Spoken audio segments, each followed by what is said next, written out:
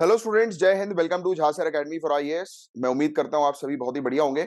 So guys, ये हम लोग 2 अगस्त 2023 के करंट अफेयर्स को डिस्कस करेंगे। द हिंदू के द हिंदू न्यूज़पेपर जो है वो पूरा कवर किया जाएगा। जो भी स्पेशली इसमें जो भी इंपॉर्टेंट न्यूज है आपके सिविल सर्विसेज एग्जामिनेशन के लिए, यूपीएससी, स्टेट पीएससी, तो उसके लिए जितनी भी इंपॉर्टेंट चीजें हैं वो हम पूरी की पूरी यहाँ पर एक एक करके जो है वो कवर अप करेंगे।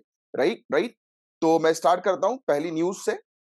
तो पहली न्यूज अब आप देख सकते हैं यहाँ पर साइड में, ये आज ही के न्यूज़पेपर की न्यूज है। ये डिजिटल वर्जन में मैंने आप लोग के लिए ओपन कर रखा है, और सभी लोग प्लीज लाइक का बटन जरूर हिट करिएगा। और कल के वीडियो में आकांक्षा मिश्रा जी ने जो है वो कमेंट किया था, आंसर जो है वो दिया था, और आप सभी लोग जो है वो आंसर दीजिए रेगुलर बेसिस पर। राइट। और उससे आप एक एक्टिव बेसिकली स्टूडेंट के तौर पर जो है वो उभर कर आएंगे, क्योंकि एक्टिव स्टूडेंट ही एग्जामिनेशन जो है वो क्रैक करेगा या करेगी। तो आपको एक्टिव रहना है, तो आपको कमेंट्स पर जो भी चीज मैं पूछ रहा हूं उसके आंसर्स जो है वो देते जाइए। तो लास्ट वीडियो में आकांक्षा मिश्रा जी ने आंसर दिया था। चलिए, तो लोकसभा ने पास किया है बिल बर्थ रजिस्ट्रेशन का। राइट, बर्थ रजिस्ट्रेशन के ऊपर ये छोटा सा एक टॉपिक हम लोग को जो है वो देखने को मिल रहा है। पेज नंबर 15 में ये टॉपिक है, न्यू दिल्ली के एडिशन में। तो लोकसभा ने जो है वो registration of birth and death amendment bill 2023 पास कर दिया है। इस बिल में अब देखो, डेथ सर्टिफिकेट बनते हैं, बर्थ सर्टिफिकेट बनता है ना। इस बिल को अमेंड इसलिए किया गया है क्योंकि अब जितने भी बर्थ सर्टिफिकेट और डेथ सर्टिफिकेट्स बनेंगे वो डिजिटल बनेंगे। राइट। और ये बर्थ सर्टिफिकेट जो होगा वो सिंगल डॉक्यूमेंट के तौर पर उपयोग किया जाएगा जब भी किसी बच्चे का एडमिशन करवाना है स्कूल में, या ड्राइविंग लाइसेंस बनवाना है, सरकारी जॉब चाहिए, पासपोर्ट बनवाना है, आधार कार्ड बनवाना है, वोटर आईडी बनवानी है, राइट, मैरिज के लिए रजिस्ट्रेशन करना है, और भी जो दूसरी तमाम चीजें हैं उसमें ये एक सिंगल डॉक्यूमेंट के तौर पर काम करेगा, डिजिटल बर्थ सर्टिफिकेट। तो ये फैक्ट आप ध्यान में रखिएगा। इससे ये फायदा होगा कि इतने सारे जो मल्टीपल डॉक्यूमेंट्स हम लोग को देखने को मिलते हैं, ये प्रूव करने के लिए कि एक व्यक्ति का इंडिया में किस जगह पर किस टाइम पे बर्थ हुआ है, उसके लिए मल्टीपल जो डॉक्यूमेंट है अब उसकी आवश्यकता नहीं होगी। राइट। तो ये चीज बस छोटी सी हम लोग को जो है वो इस न्यूज में जो है वो देखने को मिल रही है, जिसके बारे में एक आपको जानकारी जो है वो होनी चाहिए। बस छोटा सा एक टॉपिक है हम लोग को नजर आए, जो काम की चीज थी वो मैंने आपको बता दी। अपने नोट्स बनाते चलिए, पेन और पेपर लेकर नोट्स बनाते चलिए कि ये फलाना बिल है और इस बिल का main objective digital birth certificate release करना है। That's it. नेक्स्ट टॉपिक की तरफ आगे बढ़े तो देखो, दिल्ली सर्विस बिल के बारे में हम पहले भी जो है वो चर्चा कर चुके हैं कई बार। Right. Registration of birth and death amendment bill तो मैंने आपको बता ही दिया कि सरकार ने जो है ये पास जो है वो किया। फिर offshore areas mineral development and regulation amendment bill सरकार ने पास किया। Constitution schedule caste order amendment bill जो है वो एक डिस्कशन के बाद हम लोग को जो है वो देखने को मिला कि सरकार ने जो है वो पास किए। तो ये कुछ बिल थे जो पास जो है वो किए गए। अब इसमें बात जो है वो दिल्ली सर्विस बिल को लेकर ही चल रही है, विवाद जो है वो इस बिल को लेकर चल रहा है। इंट्रोड्यूस किया गया government of national capital territory of Delhi amendment bill 2023। मैं सिंपल शब्दों में आपको बताऊं कि ये एक्चुअल में बिल का मेन ऑब्जेक्टिव ये है कि अब देखो, दिल्ली के अंदर एक लफड़ा चलता है, आपको पता है, लेफ्टिनेंट गवर्नर के बीच में और किसके बीच में, गवर्नमेंट ऑफ दिल्ली के बीच में। इनके बीच में हमेशा लफड़ा चलता रहता है। तो अभी ये बिल इसलिए लाया गया कि पूरी पावर, यानी कि दिल्ली सरकार में, दिल्ली गवर्नमेंट में अपॉइंटेड जितने भी ऑफिशियल्स हैं, जितने भी ब्यूरोक्रेट हैं, आईएएस आईपीएस हैं, उनकी पोस्टिंग, उनके ट्रांसफर से related final decision lieutenant governor का होगा, ये बिल कह रहा है। और अपोजिशन इस बिल को कह रहा है कि ये मर्डर है डेमोक्रेसी का। राइट। तो ये चीज हम लोग को जो है वो देखने को मिल रही है। राइट। तो ये चीजें हैं, बस छोटा सा एक टॉपिक था जिसकी आपको एक जानकारी होनी चाहिए। बाकी पॉलिटिकल चीजें हैं वो आपको पढ़ने की जो है आवश्यकता नहीं, वो इंपॉर्टेंट नहीं है। मैं वही चीज आपको बताऊंगा जो चीज आपके एग्जामिनेशन के लिए इंपॉर्टेंट है, जिससे आपका एग्जामिनेशन जो है वो निकलेगा। अब मैंने आपको नो कॉन्फिडेंस मोशन के बारे में ऑलरेडी पहले पॉलिटी में पढ़ाया हुआ है, तो मेरा आप लोगों से एक टास्क है कि नो कॉन्फिडेंस मोशन के बारे में, या नो ट्रस्ट मोशन जिसको हम लोग बोलते हैं, उसके बारे में जो है वो पूरी चीज जो है वो रिवाइज कर लीजिए। जो मेरे जनरल स्टडीज के स्टूडेंट्स हैं, हमने पॉलिटी के लेक्चर में उस पूरी चीज को जो है वो कंप्लीट किया हुआ है। जिन भी स्टूडेंट्स को कंप्लीट पॉलिटी के लेक्चर चाहिए A to Z, with the guarantee, with the claim कि जो भी चीज हम कवर अप कराते हैं वही चीज एग्जामिनेशन में आएगी, और 80% चीजें एग्जाम में हमने जो पढ़ाया उससे नहीं आई तो आपकी पूरी फीस हम वापस करेंगे। तो पॉलिटी का कंप्लीट अलग से अगर आपको सेपरेट लेक्चर चाहिए सिर्फ पॉलिटी के, तो वो भी आप लोग के लिए अवेलेबल है। तो नो कॉन्फिडेंस मोशन हम लोग को जो देखने को मिल रहा है वो 8 अगस्त से लेकर 10 अगस्त तक जो है वो मैक्सिमम जो है वो चलेगा, ये चीज जो है वो बताई जा रही है। तो नो कॉन्फिडेंस मोशन के बारे में तो आपको ऑलरेडी जो है वो जानकारी है ही। ये नो ट्रस्ट मोशन जो है वो लेकर आई है कांग्रेस और उसको सपोर्ट किया है INDIA ने, Indian national developmental inclusive alliance ने, राइट। नरेंद्र मोदी की सरकार के अगेंस्ट ये लाया गया लोकसभा के अंदर नो कॉन्फिडेंस मोशन या नो ट्रस्ट मोशन। डिसीजन तब लिया गया जब लोकसभा की बिजनेस एडवाइजरी कमेटी की मीटिंग हम लोग को ट्यूसडे के दिन जो है वो देखने को मिली, जिसमें सीनियर लीडर जो है वो INDIA ब्लॉक के जो है वो वॉकआउट कर गए, राइट। अब ये प्रोटेस्ट जो है वो क्यों चल रहा था, तो मणिपुर का जो इशू आपको इंसिडेंट आपको ऑलरेडी पता है, जिसको मैंने कवर कराया हुआ है। मणिपुर के अंदर बहुत ही वॉयलेंट इंसिडेंट चल रहा है और शर्मसार हरकतें, घटनाएं भी देखने को मिली है, जैसे कि महिलाओं को निर्वस्त्र करके भगाया गया। इस प्रकार की शर्मसार घटना भी हम लोग को जो है वो यहाँ पर देखने को मिली। तो ऐसी चीजें हैं, तो इसको लेकर जो है ये नरेंद्र मोदी सरकार के अगेंस्ट नो कॉन्फिडेंस मोशन जो है वो लाया गया। बट आपको डिटेल में जानने की इतनी आवश्यकता नहीं है, आपको मेन टॉपिक जो पढ़ना है वो है नो कॉन्फिडेंस मोशन के बारे में, जो आपको ऑलरेडी जनरल स्टडीज में मैं करवा चुका हूँ। और जो जो टॉपिक्स आप कवर करते जाए, कवर करने के बाद नीचे कमेंट बॉक्स में लिख देना कि आपने टॉपिक्स फिनिश कर लिए हैं। नेक्स्ट जो हम लोग को देखने को मिल रहा है, अब ये बहुत ज्यादा इंपॉर्टेंट टॉपिक है guys, justice G Rohini commission की यहाँ पर बात हो रही है। अब कभी कभी डायरेक्ट क्वेश्चन ये आपसे पूछा जा सकता है कि बताइए रोहिणी कमीशन किससे रिलेटेड है, तो ये लिख लेना, जस्टिस जी रोहिणी कमीशन जो है ओबीसी के सब कैटेगराइजेशन से रिलेटेड है। अभी देखो काफी समय से ये चर्चा चल रही है कि ओबीसी के अंदर भी कैटेगरीज जो है वो बना दी जाए, तो ओबीसी के सब कैटेगराइजेशन से रिलेटेड ये टॉपिक हम लोग को देखने को मिला था।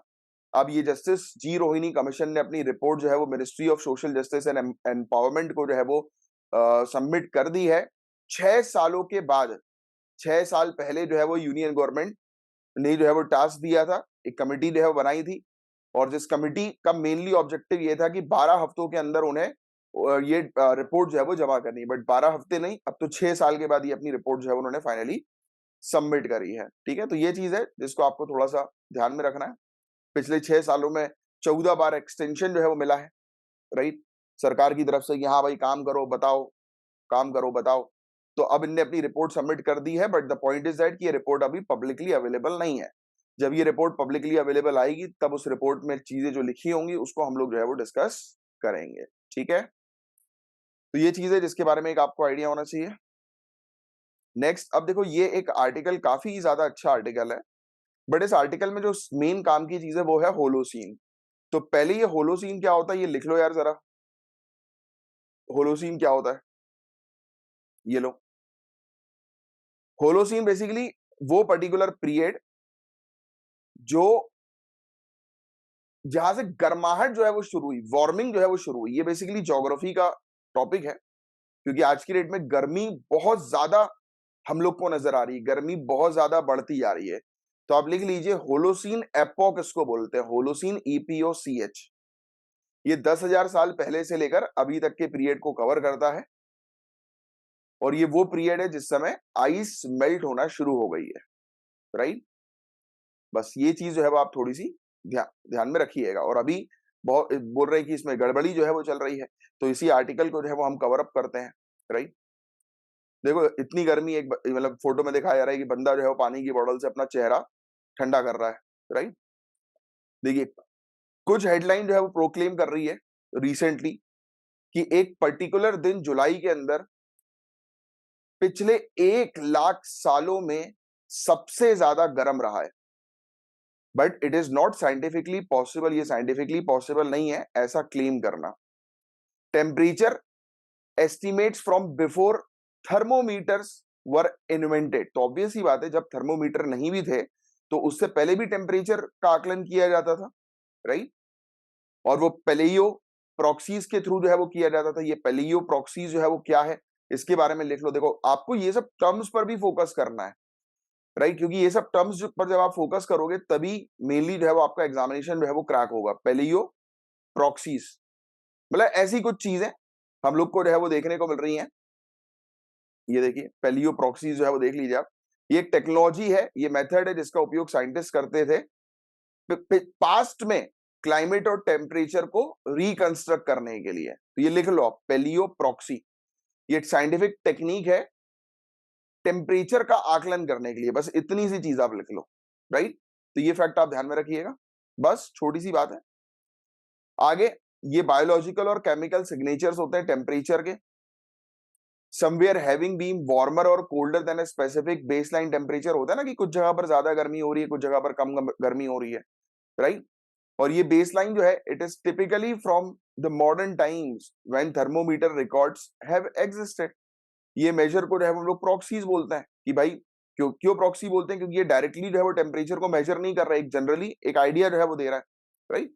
तो बस ये वाली चीज है, इसमें और कुछ नहीं है इस पर्टिकुलर टॉपिक के अंदर, छोटी सी जो है वो बात की गई है, अननेसेसरली बड़ा टॉपिक है, बट आपके लिए जो है वो काम करनी है। मैंने आपके लिए जो काम की चीज थी पेलियो प्रॉक्सी वो मैंने आपको बता दिया, प्लस होलोसीन एपोक जो है वो ये आपसे पूछ सकते हैं, वो मैंने आपको बताया। बाकी अपने लिए उतना कुछ खास इस पर्टिकुलर टॉपिक में नहीं है, क्योंकि आपको ऑलरेडी पता है कि आज की डेट में जो है वो टेम्परेचर लेवल बढ़ने के कारण जो है वो हमें देखने को मिल रहा है कि अ, ये धरती जो है वो काफी खतरे में है, राइट। काफी सारी स्पीसीज एक्सटेंड होने की कगार में है, बहुत सारी चीजें हैं ऐसी।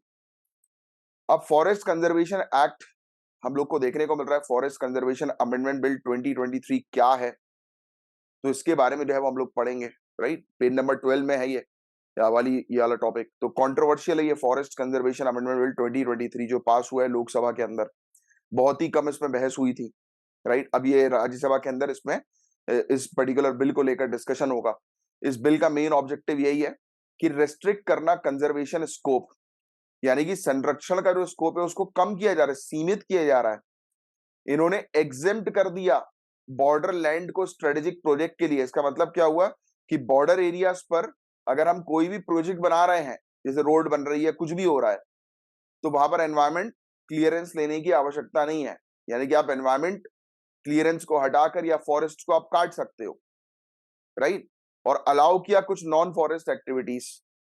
तो बिल जो इंट्रोड्यूस हुआ लोकसभा के अंदर मार्च में, उसके बाद ये बिल चला गया था एक जॉइंट पार्लियामेंट्री कमेटी के पास, जिसमें 32 मेंबर थे दोनों हाउस ऑफ पार्लियामेंट के।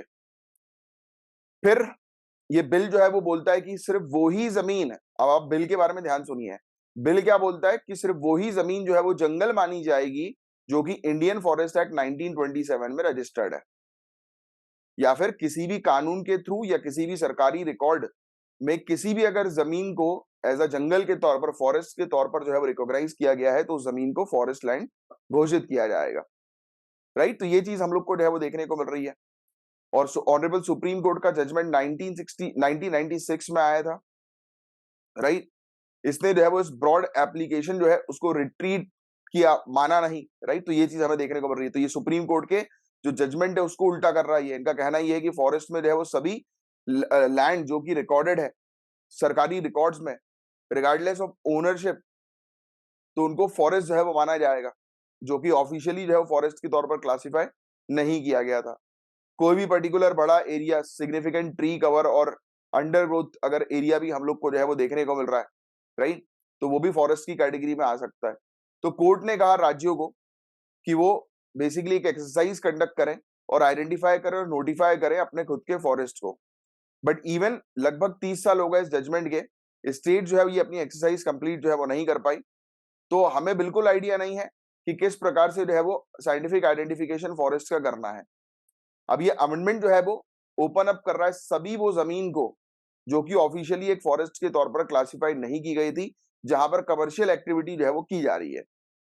और ये रिमूव कर रहा है चेक और बैलेंस हम लोग को देखने को मिल रहा है, और जो करेंटली आज की डेट में इंक्लूडेड है, राइट। तो अब इसमें हमें देखने को मिल रहा है कि कभी भी एक पर्टिकुलर जमीन जो है उसका डाइवर्जन किया जाता है, उसको एग्रीकल्चर लैंड से या फॉरेस्ट लैंड से हटाकर जो है वो कमर्शियल एक्टिविटी में उसको कन्वर्ट किया जाता है, तो उससे पहले जो है वो लोकल कम्युनिटी की सहमति की आवश्यकता पड़ती है।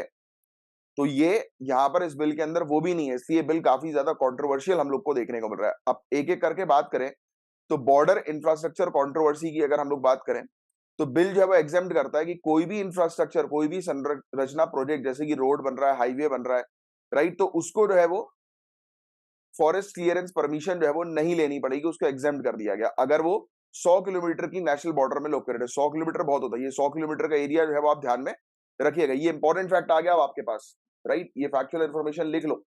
ये बिल जो है वो क्या कह रहा है, ये आएगा, इस बिल से रिलेटेड क्वेश्चन आने की संभावना काफी ज्यादा है, काफी इंपॉर्टेंट टॉपिक है ये। आपको पता होना चाहिए, आप एक ऑफिसर हो आने वाले समय के, तो आपको पता होना चाहिए कि कौन सा क्षेत्र जो है वो जिसको फॉरेस्ट क्लियरेंस मिलना चाहिए, किसको नहीं मिलना चाहिए। तो बॉर्डर एरिया से 100 किलोमीटर की रेंज में अगर हम रोड रोड बनाते हैं, हाईवे बनाते हैं, मतलब सरकार रोड बना रही है, हाईवे बना रही है, तो उसके लिए उन्हें फॉरेस्ट क्लियरेंस लेने की आवश्यकता नहीं है। Ministry of road transport highway को या बॉर्डर रोड ऑर्गेनाइजेशन को लेने की आवश्यकता नहीं है। अब एक्सपर्ट जो भी हैं उन्होंने चिंता व्यक्त करी, बिकॉज स्ट्रेटेजिक लीनियर प्रोजेक्ट जो नेशनल इंपॉर्टेंस के हम लोग को देखने को मिलते हैं, ये डिफाइंड ही नहीं है। भाई कौन सा प्रोजेक्ट जो होगा वो इस कंट्री के लिए सबसे ज्यादा इंपॉर्टेंट होगा कि नहीं होगा, वो गवर्नमेंट ऑफ इंडिया डिसाइड करेगी। कहीं पर भी डिफाइंड नहीं है, राइट, इट इज अनडिफाइंड। और इसलिए इसका मिसयूज भी जो है वो किया जा सकता है, राइट। और लोकल इकोलॉजी जो हम लोग को देखने को मिलती है, या इकोसिस्टम, लोकल परिस्थिति की तंत्र जो हम लोग को देखने को मिलता है, उसको नष्ट किया जा सकता है, एनवायरमेंट को खराब किया जा सकता है, राइट। और वही करप्शन के केसेस वगैरह देखने को मिल सकते हैं। तो बिल जो है वो पहले रेफर नहीं किया गया था रेलिवेंट पार्लियामेंट्री स्टैंडिंग कमेटी को, जिस केस में हम लोग को देखने को मिल सकता है कि standing committee science and technology, environment, forest, climate change, जिसके हेड हम लोग को कांग्रेस के एमपी जयराम रमेश जी देखने को मिलते हैं। और प्री लेजिस्लेटिव कंसल्टेशन पॉलिसी, इसका मतलब ये होता है कि जब भी कोई कानून बनता है तो उससे पहले कंसल्टेशन होता है, बातचीत होती है, चर्चाएं होती हैं, डिस्कशन होता है। तो ये गुड प्रैक्टिस हम लोग को देखने को मिलती है कि बिल को जो है वो स्टैंडिंग कमेटी के पास भेजा जाए रिव्यू के लिए, पर सरकार ने इसको बाईपास कर दिया और आगे बढ़ा दिया, बिल पास करवा दिया। फिर अब ज्वाइंट पार्लियामेंट्री कमेटी को लेकर जो है वो क्यों चिंता हम लोग को जो है वो देखने को मिल रही है। तो ज्वाइंट पार्लियामेंट्री कमेटी जो है उसने एक भी सिंगल चेंज प्रपोज नहीं किया इस बिल के अंदर। जैसा बिल जो है वो सरकार ने दिया वैसा इन्होंने पास कर दिया। ये भी एक कंट्रोवर्सी है।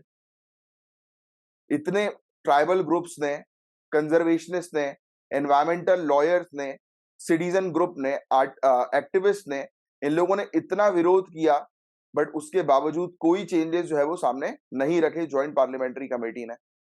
6 मेंबर ज्वाइंट पार्लियामेंट्री कमेटी के, उन्होंने खुद जो है लिखा डिसेंट नोट्स, मतलब कि वो सहमत नहीं है। मिनिस्ट्री ऑफ ट्राइबल अफेयर्स ने भी चिंता जो है वो व्यक्त करी इस अमेंडमेंट से रिलेटेड, राइट, ये सही नहीं है। बिल जो है इसको लोकसभा के अंदर फ्री पास मिल गया, क्योंकि मोस्ट अपोजिशन एमपी जो हम लोग को देखने को मिल रहे थे वो मणिपुर के इशू में जो है वो इन्वॉल्व थे। तो दैट्स वाई इस इशू की तरफ ध्यान ही नहीं दिया गया और वहां से ये बिल जो है वो पास हो गया। अब देखते हैं राज्यसभा के अंदर ये बिल क्या होता है, बट आपको इस बिल के बारे में बहुत अच्छी जानकारी होनी चाहिए। इसलिए मैंने, देखो, जो भी टॉपिक इंपॉर्टेंट होंगे बिल्कुल मैं स्टार्टिंग से लेकर एंड तक कवर करूंगा, बट जो चीज आपके लिए काम की नहीं है उसमें आपका टाइम वेस्ट मैं नहीं करवाऊंगा, राइट। इसका मतलब ये मत सोचना कि कुछ कुछ टॉपिक जो है वो सर स्किप जो है वो कर देते हैं। मैं स्किप नहीं करता, क्या चीज आपके लिए इंपॉर्टेंट है क्या नहीं है उसके अकॉर्डिंग मैं चलता हूँ। बिकॉज यहाँ पर मैं तैयारी जो है वो करवा रहा हूँ पिछले 8 सालों से, और इतना एक्सपीरियंस है वो हो चुका है कि हम पेपर देखकर जो है वो ट्रेंड जो है वो पहचानते हैं और उस अकॉर्डिंग जो है वो चीजें कवर अप करवाते हैं। तभी तो सिलेक्शन रेट जो है वो देते हैं, राइट, और तभी तो स्टूडेंट्स हमारे साथ जो है वो जुड़े हुए हैं। अब एक टॉपिक हम लोग को देखने को मिल रहा है, पेज नंबर 11 में है। 2017 में पार्लियामेंट ने पास किया IIM act, Indian institute of management act. ये एक्ट जो है उसने आईआईएम को जो है वो ऑटोनॉमी दे दी, राइट। अब इसमें हम लोग को जो है वो देखने को मिला, मतलब ऑटोनॉमी को एक्सपेंड कर दिया, बढ़ा दिया। उसमें बोर्ड ऑफ गवर्नर जो है आईआईएम के, उनको जो है एक कमीशन बनाना पड़ेगा इंडिपेंडेंट रिव्यू के लिए इंस्टीट्यूट्स के, एटलीस्ट हर 3 साल में एक बार, कि वो इंस्टीट्यूशन का रिव्यू करें, आकलन करें और बताएं कि इंस्टीट्यूशन सही डायरेक्शन में ऑपरेट कर रहा है कि नहीं कर रहा, राइट, और अपनी रिपोर्ट को पब्लिक डोमेन में रखें। 6 साल हो गए 2017 से लेकर अभी तक, बहुत ही कम 20 इंडियन इंस्टीट्यूट ऑफ मैनेजमेंट से काफी कम ने अभी तक ये प्रैक्टिस करी है। अब ये इशू सामने आया। टॉप 4 आईआईएम में मात्र रिव्यू रिपोर्ट आईआईएम बैंगलोर की जो है वो अवेलेबल है वेबसाइट पे, यानी कि पब्लिक डोमेन पे, जो कहा गया था। और ये एक्ट ऑफ ओमिशन जो है वो हमें एक इंडिकेशन देता है as to why government thought fit to table the IAM amendment bill in parliament last week.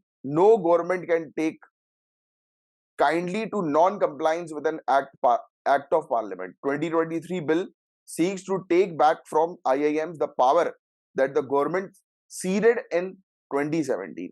तो अब देखो कुछ नहीं हो रहा, अब इनकी वाली पावर को जो है वो उल्टा किया जा रहा है। अब इसमें यही बहस जो है वो चल रही है कि क्यों मतलब इस चीज के बारे में बात की गई, जब आपने ऑलरेडी कानून बना दिया तो आपको स्ट्रिक्ट तरीके से उसको कानून के पालन यानी कि कानून के इम्प्लीमेंटेशन पर काम करना चाहिए। अब आप वो वाली जो चीज बनाई थी वो छीन लिया अब आपने। गवर्नमेंट जो है seems to have judged that a dangerous governance vacuum has been created in the IIM system in the years since it reclinched control over these institutions। तो सरकार जो है उसका ये मानना है कि वहां पर सही तरीके से जो है वो गवर्नेंस नहीं चल रहा है, शासन सही तरीके का हो नहीं रहा है। तो बिल के प्रोविजन हम लोग को क्या देखने को मिलते हैं? अब देखो ये उतना कुछ खास इंपॉर्टेंट टॉपिक नहीं है, बट फिर भी एक बार हम लोग जो है वो ओवरव्यू जो है वो देख लेते हैं, क्योंकि आईआईएम से रिलेटेड ये टॉपिक हम लोग को देखने को मिल रहा है। आप आने वाले समय में ऑफिसर्स वगैरह बनेंगे तो आपको भी इस प्रकार के एजुकेशन इंस्टीट्यूशन की जानकारी होनी चाहिए कि क्या चल रहा है, क्योंकि अल्टीमेटली वहां पर स्टूडेंट्स हैं और स्टूडेंट जो है वो इस कंट्री के फ्यूचर के लिए काम करते हैं। तो ऐसे इंस्टीट्यूशन प्रॉपर तरीके से रन होने चाहिए, इस चीज की भी जिम्मेदारी आपकी होती है ऑफिसर के तौर पर, हाई पोस्ट ऑफिसर के तौर पर। तो 2017 का जो कानून हमें देखने को मिल रहा है वो एक एक्स्ट्राऑर्डिनरी एक्ट था सेल्फ एब्निगेशन का, गवर्नमेंट के थ्रू। सेल्फ एब्निगेशन जो है वो क्या होता है, ये देखो इस प्रकार के टर्म्स भी लिख लो। रिजेक्ट करना, खुद से रिजेक्ट करना किसी पर्टिकुलर चीज को, सेल्फ डिनायल। सभी जितने भी इंपॉर्टेंट अपॉइंटमेंट्स हैं, चेयरपर्सन के, बोर्ड मेंबर्स के, डायरेक्टर के, चेयरपर्सन कोऑर्डिनेशन फोरम जो आईआईएम का है उसके, ये छोड़ दिया गया पूरे के पूरे important decision board of governors के पास, राइट। फिर गवर्नमेंट जो है उन्होंने रिड्यूस कर दिया कि सेंट्रल और स्टेट गवर्नमेंट का प्रेजेंस जो है वो बोर्ड में नहीं होगा। मतलब 4 मेंबर पहले हुआ करते थे, अब 2 ही मेंबर होंगे, राइट, रिप्रेजेंटेटिव सरकार की तरफ से।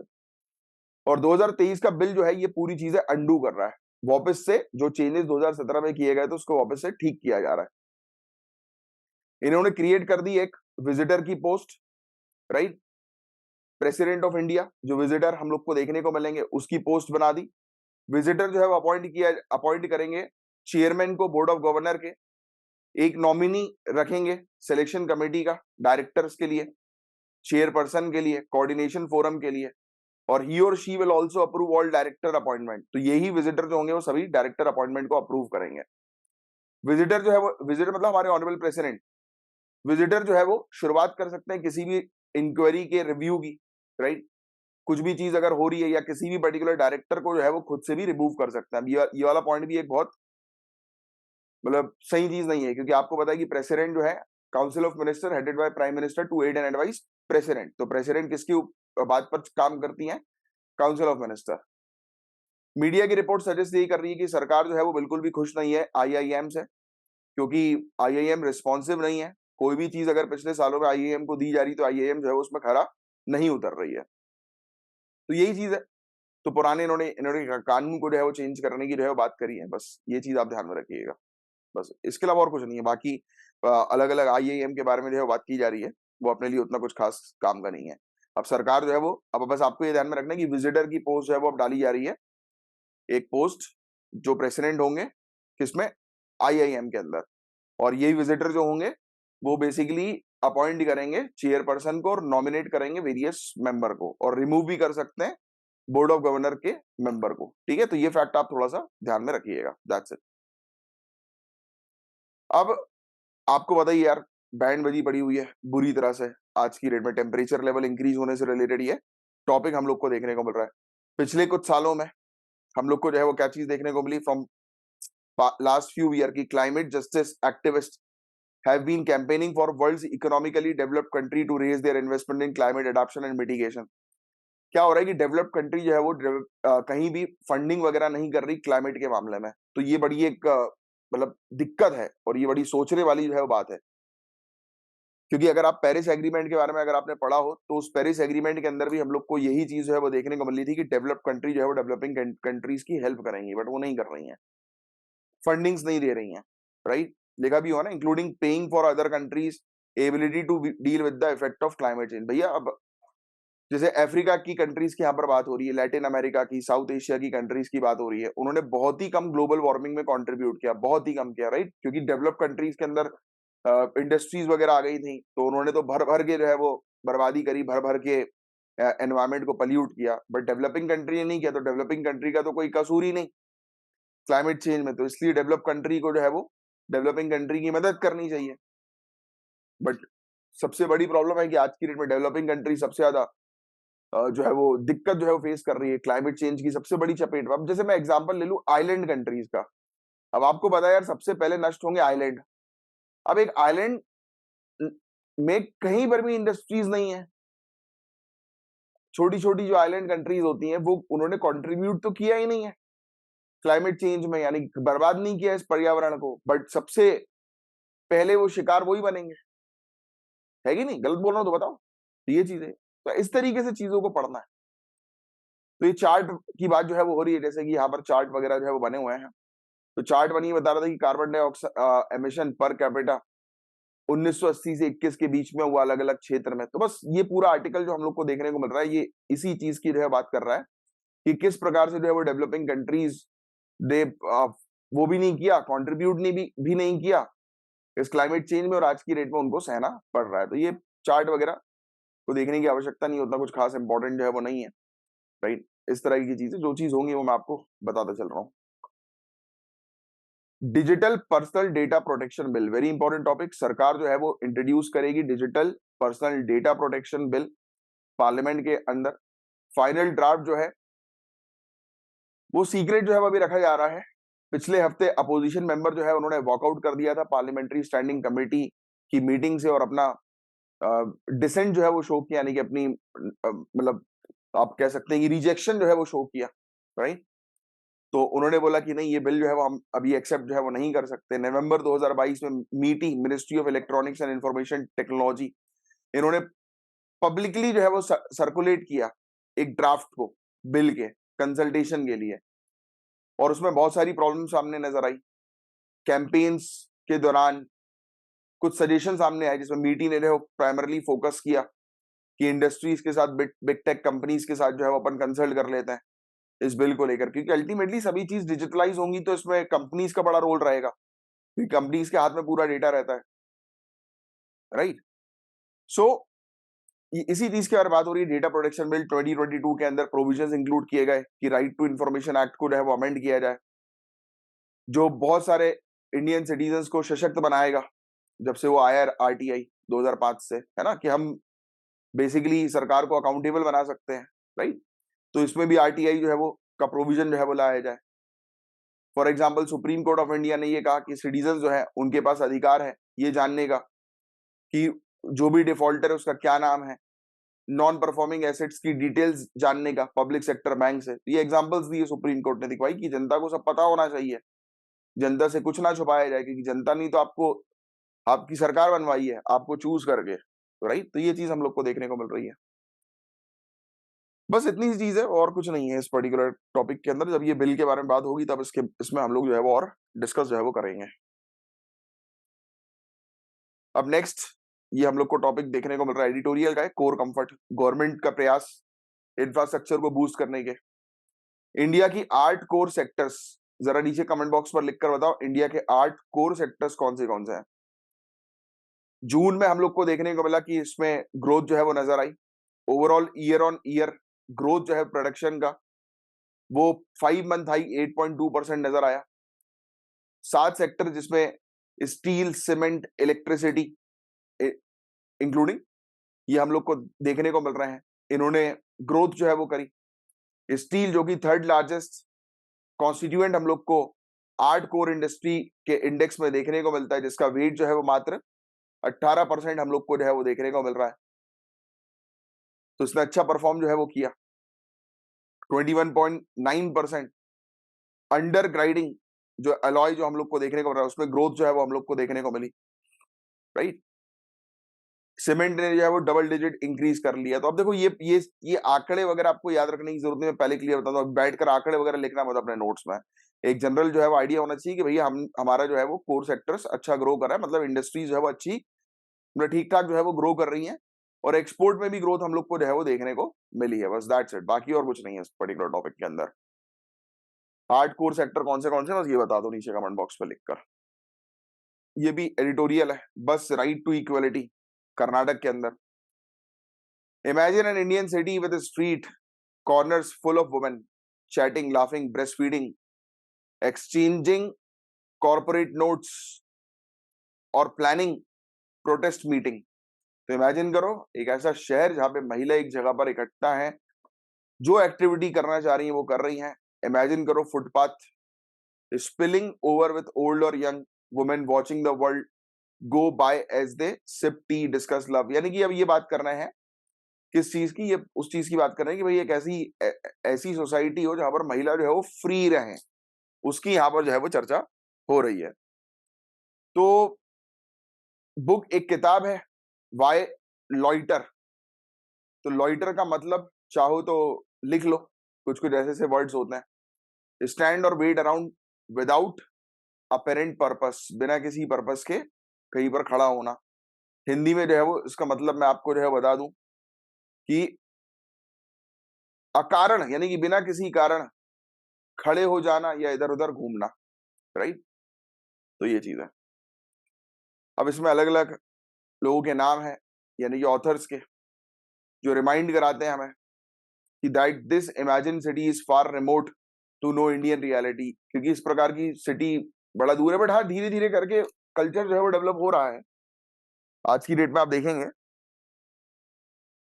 स्ट्रीट वगैरह में भी वुमेन फ्रीली मूव कर रही हैं, बड़ी सिटीज में, बड़े शहरों में। बट हाँ, खतरा भी है, बहुत सारी चीजों का डर भी है, फियर भी है, सेक्सुअल हरासमेंट भी है। राइट, बहुत सारी चीजें। एनीवेज, तो ये टॉपिक बहुत अच्छा है, वुमेन एम्पावरमेंट से रिलेटेड, जेंडर इक्वलिटी से रिलेटेड। राइट, ये अच्छा टॉपिक है।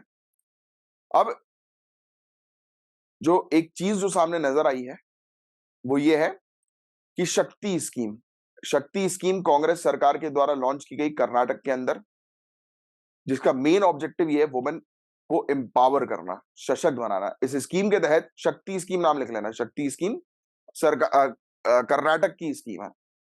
इस स्कीम के तहत वुमेन जो है वो फ्रीली ट्रैवल कर सकती हैं, यानी कि फ्री में ट्रैवल कर सकती हैं, फ्रीली भी और फ्री में भी। दोनों शब्द के अलग अलग मीनिंग होते हैं। फ्री यानी कि मुफ्त, बिना पैसा, फ्रीली यानी कि बिना किसी डर के। एम जो है वो ये है कि ट्रांसपोर्ट को एक्सेसिबल बनाना और महिलाओं के लिए और सेफ बनाना। थोड़ी सी जो कॉस्ट हुआ करती थी वो भी हटा दी, इन्होंने बोला कि पूरा फ्री करो। राइट, वुमेन के केस में। राइट, तो ये चीज हम लोग को जो है वो देखने को मिल रही है। तो ये चीजें बस ध्यान में रखो। शक्ति स्कीम, पब्लिक प्लेसेस को जो है वुमेन के लिए, वुमेन फ्रेंडली बनाना। राइट, ये ऑब्जेक्टिव शक्ति स्कीम का है, कर्नाटक की स्कीम है। बस राइड फ्री कर दी महिलाओं के लिए। राइट, तो ये फैक्ट ध्यान में रखना। बस ये चीज है, शक्ति स्कीम महिलाओं को सशक्त बनाने से रिलेटेड। 2019 में दिल्ली सरकार ने भी जो है वो ये पॉलिसी लेकर आई थी, free travel for women passenger, शायद आपको बताओ, सरकारी बसों में। 2021 में पंजाब तमिलनाडु ने भी इसी प्रकार की पॉलिसी लेकर आ गई। और इनिशियल रिस्पांस कर्नाटक की तरफ से जो आ रहा है, जिसमें ये बताया जा रहा है कि स्टार्टिंग के 3 दिन में इस स्कीम का फायदा लगभग 1 करोड़ महिला, मैं बोल सकता हूँ 98,58,518 महिलाओं ने इस स्कीम का बेनिफिट उठाया है। गजब। तो ये चीज ध्यान में रखो कि अलग अलग स्टेट के अंदर इस प्रकार से भी पब्लिक ट्रांसपोर्ट वुमेन के लिए फ्री किया जा रहा है। अब ये फ्री भी नहीं है, इस पॉलिसी को आप फ्री भी नहीं बोलोगे। फ्री भी का मतलब होता है ना, कई बार पॉलिटिशियंस फ्री में चीजें देकर अपनी तरफ जो है वो अट्रैक्ट करते हैं, क्राउड बनाते हैं, वोटर बेस बनाते हैं, है ना, इसको आप फ्री भी नहीं बोलोगे। बहुत सारे स्टेट फंडेड सामान हम लोग को देखने को मिलते हैं जो फ्री ऑफ कॉस्ट आते हैं। पब्लिक स्कूल जो है वो एजुकेट करता है बच्चों को फ्री ऑफ कॉस्ट में। पब्लिक हॉस्पिटल पेशेंट्स को फ्री ऑफ कॉस्ट में जो है वो ट्रीट करता है। ये बेसिकली वेलफेयर सर्विस है। पब्लिक पार्क जो होते हैं उसमें कोई एंट्री नहीं लगती है, एंट्री फीस नहीं है। ज्यादातर रोड जो हम लोग को देखने को मिलते हैं जहां पर प्राइवेट व्हीकल चलती है वो फ्री ऑफ कॉस्ट में चलती है। तो इस प्रकार की चीज जो है वो लिटरली फ्री नहीं है, ये यार ये पे किया जाता है टैक्स पेयर के मनी से। आप इसको फ्री भी नहीं बोलोगे, टैक्स पेयर का इसमें पैसा लगा हुआ है। राइट, हर कोई भी चीज फ्री में नहीं आती है। राइट, टैक्स पेयर के पैसे के थ्रू आती है। कितनी बढ़िया बात जो है वो कही गई है इन्होंने। बट मैं कहूंगा फ्रीबी के साथ ही एक वेलफेयर पॉलिसी भी हम लोग को देखने को मिलती है हमारी कंट्री की ग्रोथ के लिए। राइट, बस यही चीज इसके अंदर जो है एक्सप्लेन की हुई है। बाकी और कुछ खास काम करिए, शक्ति स्कीम के बारे में बस ध्यान में रखिएगा। That's it.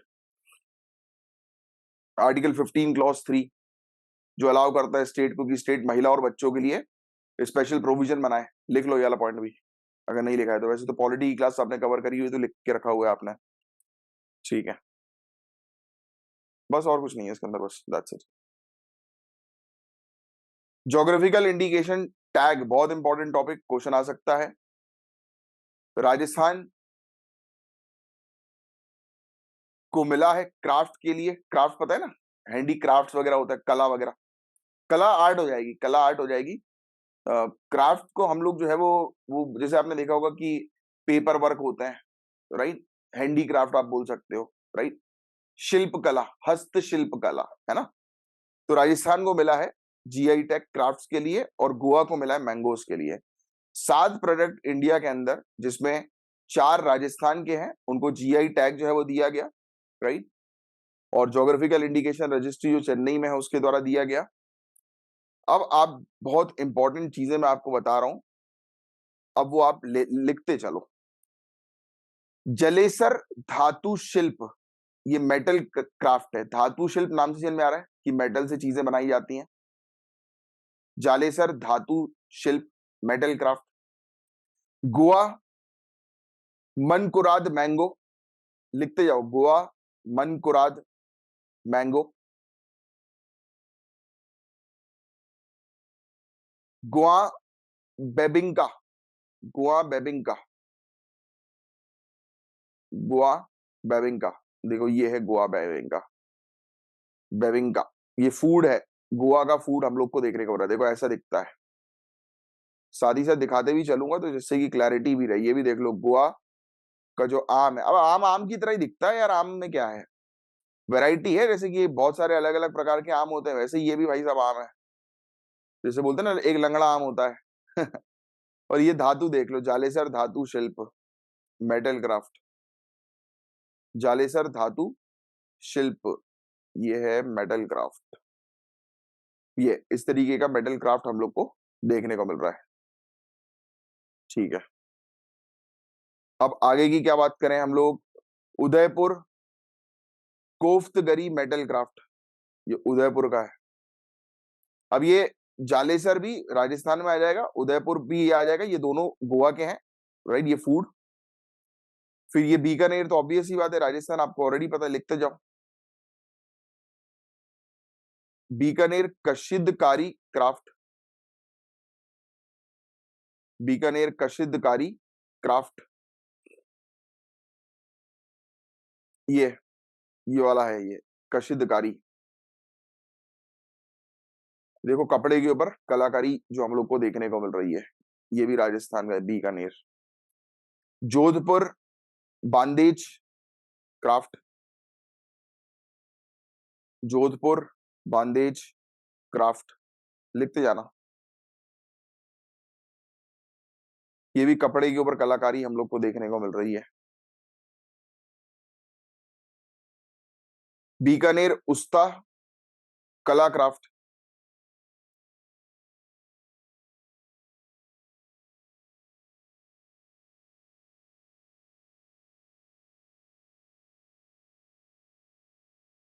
बीकानेर उस्ता कला क्राफ्ट। अच्छा ये देखो, ऊंट के ऊपर कलाकारी है, ऊंट के ऊपर कितनी बढ़िया कलाकारी है। चलिए, तो एप्लीकेशन जो हम लोग को गोवा के मानकुरद मैंगो की देखने को मिल रही है, इसको फाइल किया गया था ये all Goa mango growers association के द्वारा, वो सब याद रखने की जरूरत नहीं है। पोर्चुगीज ने ये मैंगो का नाम जो है वो माल कोराडा जो है वो रखा था, जिसका मतलब है पुअर कलर्ड, कि कलर फीका है इसका। और समय के अनुसार ये वर्ड जो है वो ट्रांसफॉर्म होके माल कोराडा मानकुरड हो गया, मानकुरड आमो, ठीक है। कोनकानी लैंग्वेज में आमो का मतलब मैंगो होता है। अब ये गांव बेबिंका जो हम लोग को देखने को मिल रहा है, इसकी एप्लीकेशन फाइल करी थी वही बेबिंका एसोसिएशन ने, वो सब याद रखने की जरूरत नहीं है। इसको जो है वो कहा जाता है queen of Goan dessert, queen of Goan dessert, traditional Indo Portuguese dessert है। अब डेजर्ट वो खाने वाला, वो वाला नहीं, रेगिस्तान वाला नहीं। आइसक्रीम, मिठाई, ये सब चीजें बोलते हैं ना, डेजर्ट में क्या लोगे आप बताओ, गुलाब जामुन लोगे, आइसक्रीम लोगे, ऐसा पूछते हैं ना, वो वाला डेजर्ट है ये। और जालेसर के अंदर इता डिस्ट्रिक्ट उत्तर प्रदेश, अच्छा जालेसर उत्तर प्रदेश का है भैया, ये एक मैंने आपको गलत लिखवा दिया था, जालेसर उत्तर प्रदेश का है, क्योंकि देखो 4 राजस्थान के हैं, तो 4 राजस्थान की, ये बीकानेर हो गया, उदयपुर हो गया, जोधपुर हो गया, और अगेन बीकानेर, बीकानेर के 2, फिर जोधपुर, उदयपुर, ये 4 हो गए। गोवा के 2, 5, 6 और 7 ये जालेसर यूपी का है, सॉरी इसको क्लियर कर रहा हूं, यूपी का हम लोग को जो है वो जालेसर जो है वो देखने को मिल रहा है। ये बेसिकली जालेसर इटाह डिस्ट्रिक्ट उत्तर प्रदेश के अंदर हम लोग को देखने को मिल रहा है। और जो कैपिटल हम लोग को मगध किंग जरासंध की देखने को मिली थी, 1200 स्मॉल यूनिट जो थी वो एंगेज थी जालेसर धातु शिल्प को बनाने में, राइट। डेकोरेटिव मेटल क्राफ्ट हम लोग को देखने को मिलती है ब्रास वेयर पर, तांबे वगैरह पर जो बनाई जाती है। 4 अलग अलग प्रकार के क्राफ्ट्स हम लोग को राजस्थान के देखने को मिला है, एक उत्तर प्रदेश का है और 2 कहाँ के, गोवा के। बस ये चीज ध्यान में रखो, दैट्स इट।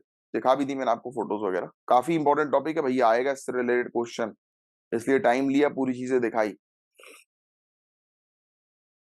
केसीआर ने डिमांड करी है भारत रत्न मिलना चाहिए सोशल रिफॉर्मर अन्ना भाऊ साठे को। भारत राष्ट्र समिति बीआरएस के फाउंडर, प्रेसिडेंट और तेलंगाना के चीफ मिनिस्टर केसीआर, इन्होंने डिमांड करी है कि सोशल रिफॉर्मर, राइटर, फोक पोएट महाराष्ट्र के जो है अन्ना भाऊ साठे, इनको जो है वो भारत रत्न से सम्मानित किया जाए, और रिक्वेस्ट करी महाराष्ट्र सरकार को कि प्रपोजल केंद्र सरकार को और तेलंगाना सरकार को भी भेज दें, राइट। ठीक है, ये चीज आप थोड़ी सी ध्यान में रखिए। महाराष्ट्र के अंदर कोल्हापुर के नजदीक में एक हम लोग को वाटे गांव देखने को मिलता है, जो कि बर्थ प्लेस है अन्ना भाऊ साठे की। इनकी 103rd बर्थ एनिवर्सरी अभी देखने को मिली। तो मिस्टर राव जो हम लोग को देखने को मिलते हैं, केसीआर शेखर राव, के चंद्रशेखर राव, चीफ मिनिस्टर तेलंगाना के, ये यहाँ पर थे। और इन्होंने उस दौरान जो है वो बोला, इस मतलब बात करी कि जो लेख है अन्ना भाऊ साठे के, क्योंकि मैंने आपको बताया कि ये राइटर भी थे, तो जो लेख और समाज सुधारक जो लेख थे, इनके राइटिंग जो थी, वो सिर्फ महाराष्ट्र के लोगों के लिए नहीं थी, बट पूरे इंडिया और पूरे दुनिया के लोगों के लिए थी।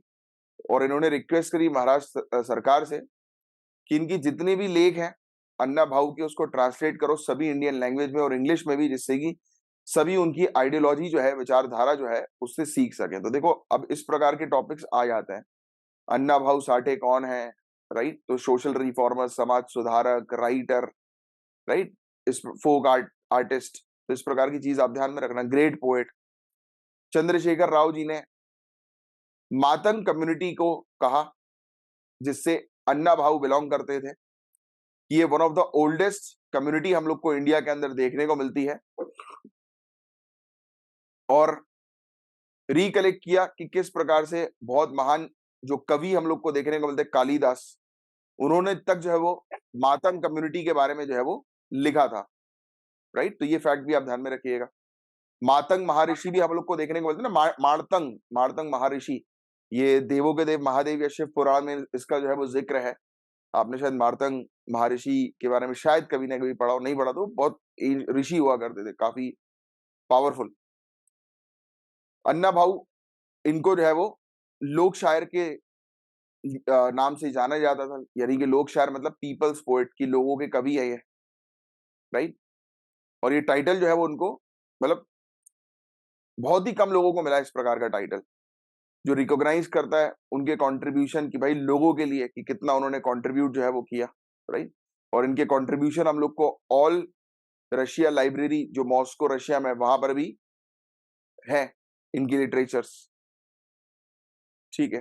बट ये कहा जा रहा है कि कोई भी प्रॉपर रिस्पेक्ट जो है वो मातंग कम्युनिटी को जो है वो नहीं दी गई।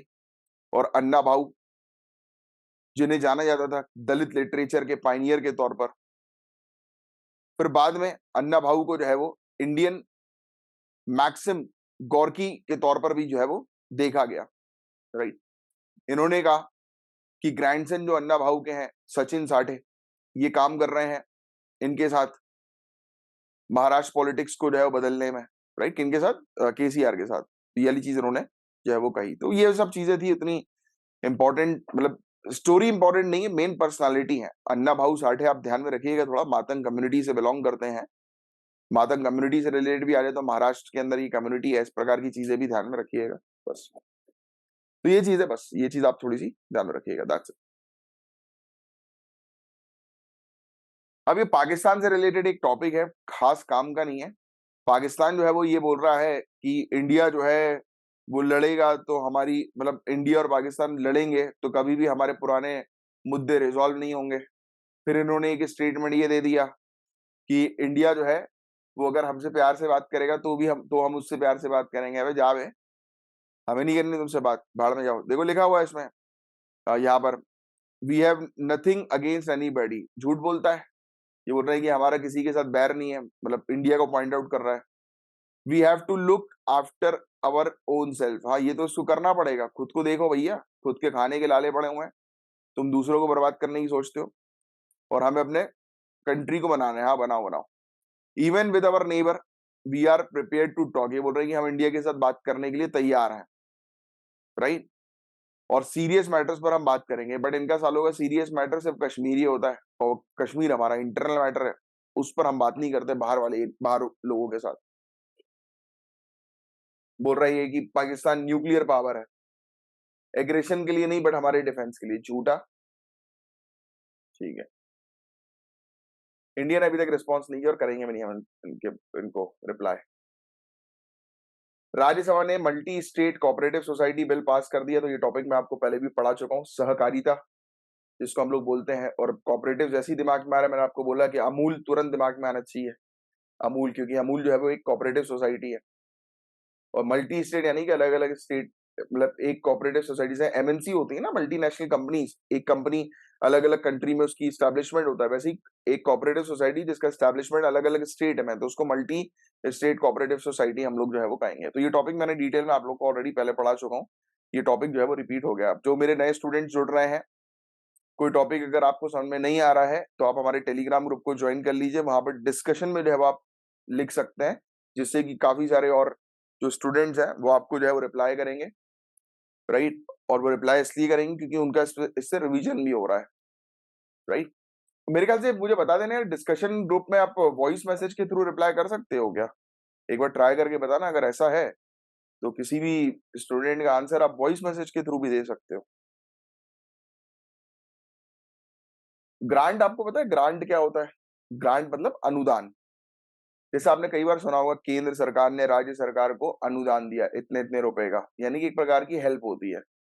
अभी हम जो है वो श्रीलंका के अंदर एक कम्युनिटी है, बेसिकली ये इंडियन ओरिजिन तमिल कम्युनिटी है, जिसका नाम आपको थोड़ा सा ध्यान में रखना है, लिख लो, ये काफी इंपॉर्टेंट है, राइट। मलैयाह तमिल्स, मलैयाह तमिल्स क्वेश्चन आ सकता है। मलैयाह तमिल्स जो है वो कहाँ पर रह रहे हैं? तो श्रीलंका के अंदर रह रहे हैं। तो इन्हीं पर्टिकुलर ग्रुप के लिए, जैसे आप ये फोटो में भी देख सकते हैं, ये मलैयाह तमिल्स हम लोग को देखने को मिल रहा है श्रीलंका के। इनके एजुकेशन, इनके हेल्थ केयर के लिए, इनका डेवलपमेंट हो, उसके लिए हम 75 करोड़ रुपए जो है वो दे रहे हैं श्रीलंका को। बस ये इतना छोटा सा फैक्ट बस ध्यान में रखो, उसके अलावा और कुछ नहीं है इस टॉपिक के अंदर। अब देखो, ये भी एक टॉपिक उतना काम का हमारा नहीं है, इसमें यही चीज जो है बताई जा रही है कि हमने अच्छी खासी ग्रोथ जो है वो करी है, राइट। जून में भी हमने जो है वो अच्छा खासा एक्सपेंशन किया है अपनी इंडस्ट्रीज में। एक्सपोर्ट सेक्टर भी जो है वो हमारा एक्सेलरेट हुआ है, राइट, बढ़ा है। तो बस इसकी जो है बात की जा रही है।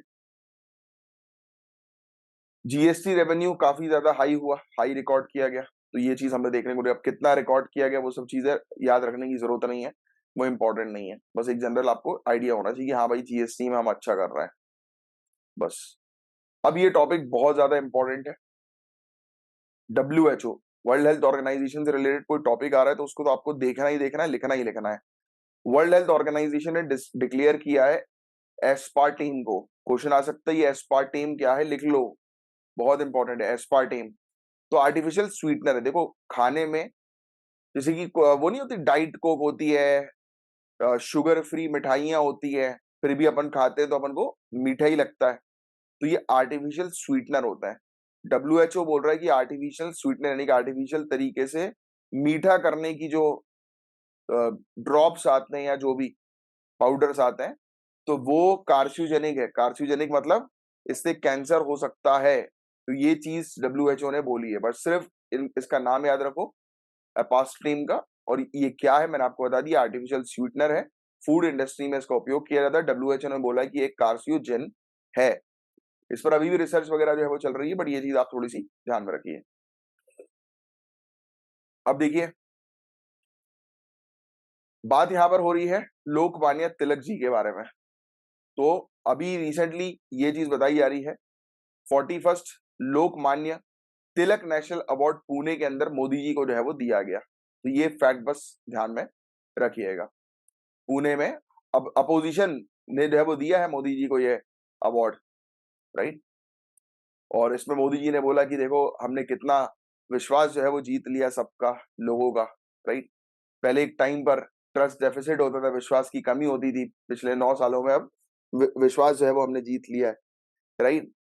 ये नेशनलिस्ट कांग्रेस पार्टी एनसीपी के चीफ शरद पवार ने स्टेज जो है वो शेयर किया मोदी जी के साथ और इन्हें अवार्ड जो है वो दिया, लोकमान्य तिलक अवार्ड। तो अभी रिसेंटली क्वेश्चन आ सकता है ऐसा स्टेट पीएससी वगैरह में कि लोकमान्य तिलक अवार्ड जो है वो किसको मिला है। तो आप ध्यान में रखिएगा कि मोदी जी को जो है वो अभी दिया गया। तो ये था गाइस पूरा ओवरऑल टॉपिक। मैं उम्मीद करता हूँ पूरी चीज आपको अच्छे से क्रिस्टल क्लियर समझ में आ गई होगी। सो गाइस बस इसी के साथ हम फिनिश करते हैं। ये पूरे टॉपिक जो है जो भी एग्जामिनेशन के लिए आपके काम के थे वो हमने पूरे के पूरे जो है वो कवर किए, राइट। हर एक टॉपिक जो भी काम का है, अब देखो पॉलिटिकल न्यूज वगैरह क्रिमिनल का काइंड ऑफ न्यूज आप लोग के लिए जो है वो काम की नहीं होती, ये पूछी नहीं जाती। अब ये वाला टॉपिक थोड़ा ना पूछा जाएगा कि बताओ सिद्धू मूसेवाला का आरोपी जो है वो कौन है, राइट। तो ऐसी चीजें सिविल सर्विसेज नहीं पूछती है। तो जो आपके सिविल सर्विसेज के लिए काम का था वो पूरी चीज मैंने आज की जो है वो आपकी कवर अप करा दी। अब मिलेंगे नेक्स्ट लेक्चर में, तब तक के लिए bye bye, take care, have a great day ahead, जय हिंद।